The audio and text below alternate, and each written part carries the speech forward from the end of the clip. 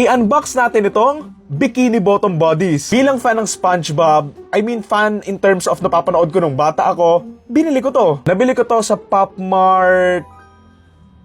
Sa Pop Mart nga ba?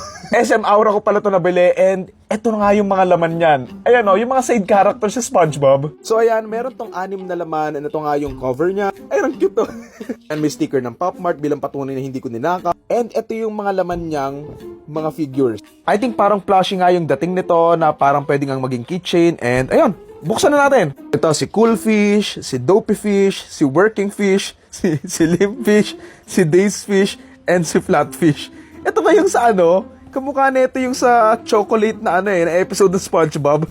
Yung may lolang buto-buto. So yan, buksan na natin. So ayun na nga siya, ito yung buong box. Ikot natin. So yan, let's open this shit. Alam nyo kung ano yung ayaw ko lang sa ganito? Ang hirap niyang buksan nang hindi nasisira yung box eh. Bilang isang taong masentimental tsaka mahilig mag-hoard ng mga box, gusto kong buksan siya ng maayos pa. Okay, 3. Pera, ba yun? Ay! 5,000! Okay. Yun na. So yun, 6 pieces to. And let's start. Kuha na tayo ng isa. Ayaw magpakuha. This is the first one. Tingnan natin. So lahat ng 6 na box, pare-parehas nga lang yung itsura niya. Kasi nga, blind box talaga to eh. Pero sabi naman ng pinagbilan ko, since yung pack na nga yung binili ko. So basically, makukuha ko naman yung 6 na characters nga. Lang. Okay. Meron siyang card sa loob pero hindi ko muna bubuksan kasi spoiler. So ayun, hindi na natin. Okay, let's see. Uy, hindi yung patay na isda. Ang cute. Ang kasamang ID, ano nakasulat? Flatfish, ayan. Ayun na yung driver's license niya.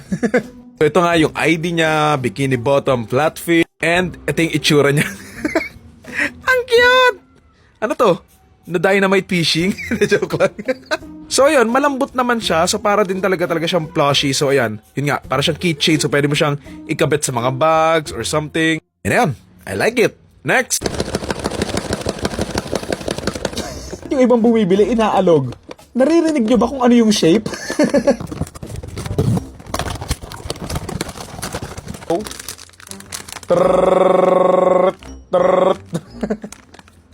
Oh!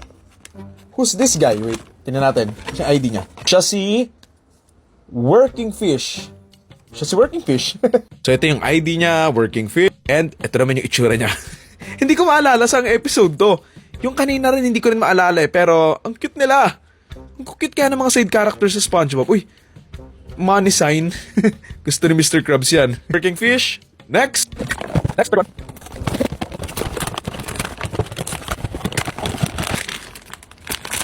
Let's see. Oh, who's this guy? Naka-lost pen kamay niya sa bulsa niya. Ang cute. Sino siya? Wait, let's check his name. Si Cool Fish. Kaya naman pala nakaganon siya sa pocket niya. So ito yung ID ni Cool Fish. And ito siya. Ay pa tayo matanggal. Yan. Ang cute ng detail sa kamay niya na nasa loob ng pockets. Cool Fish. Bagay. Mukha naman siyang cool. So, yung itsura niya. Okay. Makapat na tayo. 4.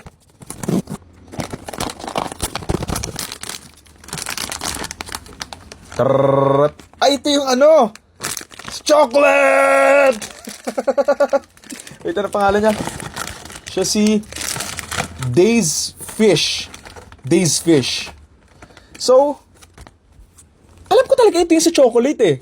Yung nagbebenta ng chocolate sila SpongeBob, tapos tinatakbuhan nga nila to kasi akala nila may gagawing masama sa kanila. Tapos ayun pala, bibili lang pala siya ng chocolate.